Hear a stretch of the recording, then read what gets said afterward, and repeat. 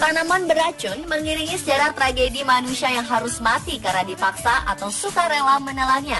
Sebut saja Socrates yang harus menerima kenyataan dihukum mati karena dituduh tak percaya Tuhan oleh pengadilan Athena. Ia dipaksa meminum ramuan tanaman hemlock hingga akhirnya keracunan dan mati lemas. Begitu pula dengan Shakespeare yang kerap membunuh karakter dalam karya sastranya dengan tanaman beracun. Juliet menelan Belladonna hingga tewas. Ternyata tanaman beracun seperti ini tak hanya ada di Eropa dan cerita saja. Di Indonesia pun ada beberapa spesies tanaman seram yang dalam dosis berlebih bisa membunuh. Berikut on the spot merangkumnya dalam 7 tanaman pembunuh di Indonesia.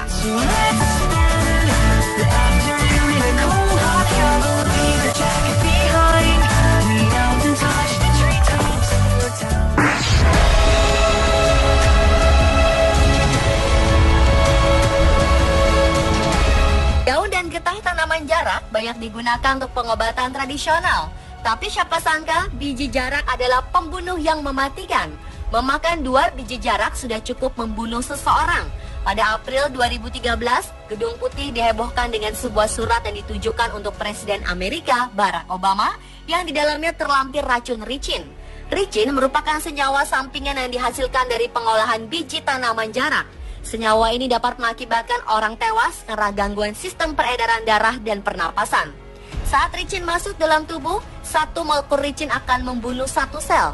Jika senyawa ini terhirup, disuntikan atau tertelan, dapat membunuh seseorang dalam waktu 36-48 jam.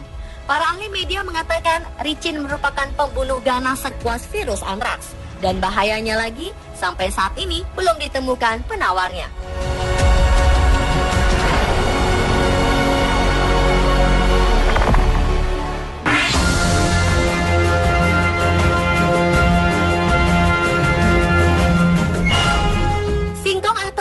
Memang mengandung racun namun kadarnya berbeda tergantung varietasnya. Singkong pahit atau bernama latin Manihot glaziovi yang juga dikenal sebagai ubi racun atau singkong karet memiliki kadar racun yang lebih tinggi dibanding singkong manis Manihot utilissima, singkong yang kita konsumsi sehari-hari. Racun biasanya berada di daun dan umbi singkong. Racun ini diketahui sebagai senyawa cyanogenik glycoside yang oleh enzim dapat menghasilkan asam sianida. Sianida dikenal sebagai pembunuh berdarah dingin dan sulit dideteksi. Ia tak berasa, tak berbau, dan tak berwarna.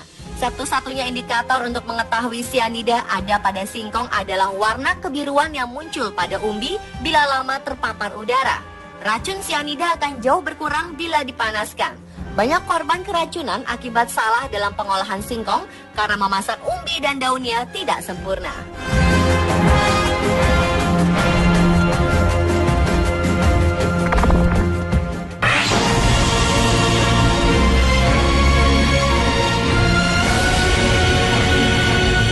Kecubung yang berada di Indonesia adalah jenis Datura metal, masih satu keluarga dengan bunga lonceng. Kecubung ini mengandung beberapa senyawa kimia yang berkhasiat menyembuhkan. Kandungan ini membuat kecubung dapat dimanfaatkan sebagai obat tradisional untuk berbagai penyakit, seperti asma, rematik, sakit pinggang, penggelinu, dan lain-lain. Bagian yang paling sering dipakai sebagai obat herbal adalah daunnya. Namun kecubung juga mengandung racun berupa zat alkaloid yang mempunyai efek halusinogen terutama pada bagian bijinya.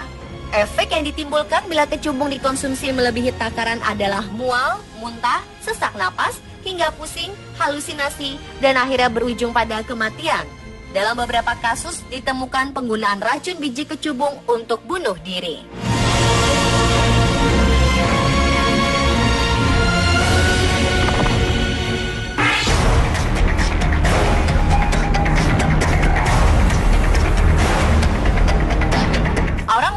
Sering menyebut gimpi-gimpi sebagai tanaman penyengat karena bila kulit tersentuh daun gimpi-gimpi sedikit saja, rasanya seperti tersengat oleh panas luar biasa dan tidak akan pernah hilang hingga berbulan-bulan.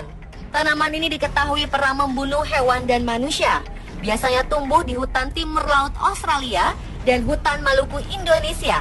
Saking kuat racunnya, daun gimpi-gimpi yang telah kering ratusan tahun pun masih mengandung racun moredin.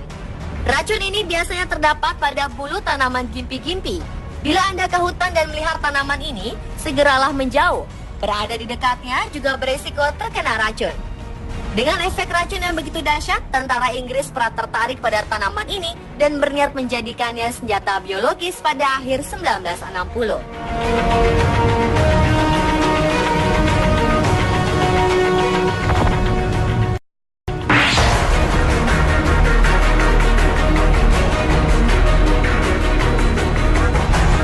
Pohon upas begitu legendaris pada masa penjajahan VOC di Nusantara. Bahkan selama berabad-abad menjadi momok menakutkan bagi tentara Belanda karena rakyat berjuang menggunakan racun upas sebagai senjata.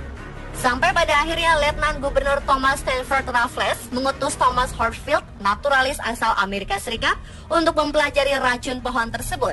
Hasilnya, pohon upas memang mematikan, tapi hanya lendirnya saja. Efek racun pohon upas cukup mengejutkan ketika diuji cobakan kepada seekor ayam dan anjing yang langsung mati dalam waktu 2 menit saja. Sampai sekarang pohon upas masih dapat ditemukan di Indonesia. Di Jawa ia lebih dikenal sebagai pohon ancar. Terkena getahnya sedikit saja, orang tersebut akan kejang-kejang lalu mati.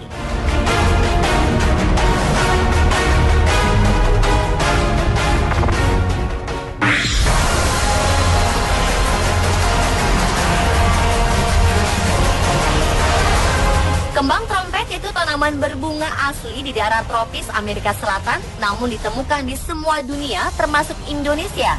Kembang trompet, nama ini datang dari bunga berupa trompet terjumbai, tertutup bulu-bulu halus yang menggantung dari pohon. Bunga ini mempunyai ukuran 14-50 cm serta berbagai warna, putih, kuning, oranye, dan pink. Seluruh sisi dari tanaman memiliki kandungan racun. Tanaman ini terkadang beralih dari teh serta dicerna sebagai obat halusinogen. Bunga ini memiliki tingkatan racun yang beragam bergantung lokasi tanaman. Tumbuhan ini mengakibatkan banyak pengguna yang overdosis serta tewas karenanya.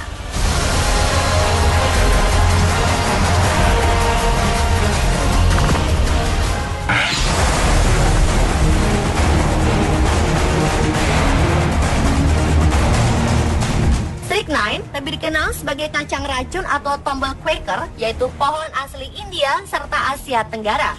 Benih kecil di dalam pohon hijau berupa buah jeruk ini amat beracun, dipenuhi dengan alkaloid beracun strychnine serta brucin. 30 mg racun ini cukup fatal untuk orang dewasa serta dapat mengakibatkan kematian yang dimulai dengan kejang-kejang hebat. Tanaman ini menyerang stimultan dari ganglia sensoris di tulang belakang.